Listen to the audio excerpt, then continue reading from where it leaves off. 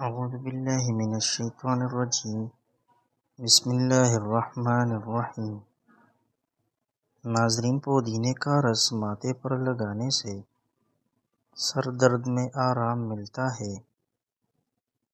سونف کو پانی میں ابال کر پینے سے بدہضمی میں بہتری آتی ہے۔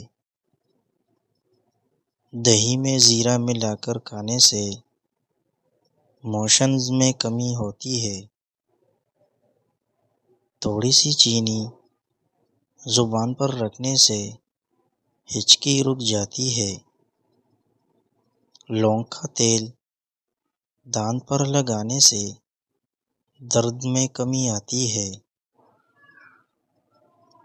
ایلو ویرا جیل جلن والی جگہ پر لگانے سے آرام ملتا ہے۔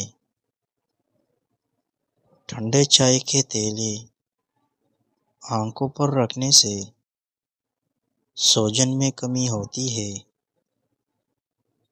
ہاتھوں پر لیموں رگڑنے سے پیاز یا لہسن کی بو ختم ہو جاتی ہے۔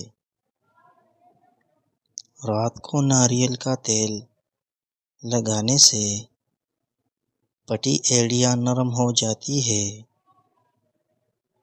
نیم گرم پانی میں نمک ڈال کر غرارے کرنے سے گلے کی خراش میں آرام ملتا ہے۔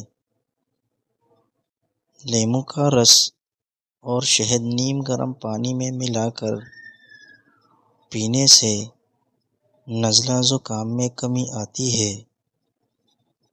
کھیرے کے ٹکڑے آنکھوں پر رکھنے سے سیاہ حلقوں میں کمی آتی ہے۔ سونے سے پہلے نیم گرم دودھ پینے سے نیند بہتر آتی ہے۔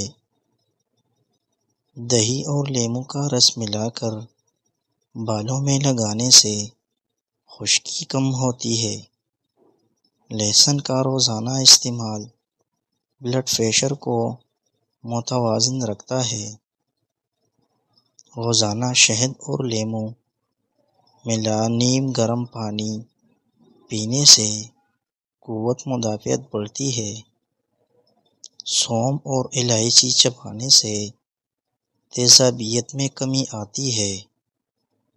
ایلو ویرا جوس پینے سے سینے کی جلن میں آرام ملتا ہے۔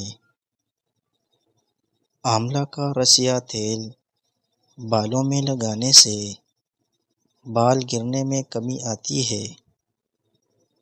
ادرک اور ہلدی کا کہوہ جوڑوں کے درد میں مدد دیتا ہے۔ ویزلین یا ناریل کا تیل پٹی جڑ پر لگانے سے آرام ملتا ہے۔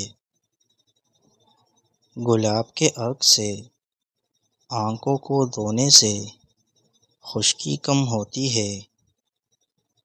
روزانہ سیب کا سرکہ پانی میں ملا کر پینے سے کولیسٹرول متوازن ہوتا ہے۔ رات کو سونف کا کہوہ پینے سے قبض میں آرام ملتا ہے۔ روزانہ صبح نہار منہ نیم گرم پانی میں شہد اور لیموں ملا کر پینے سے وزن کم ہوتا ہے۔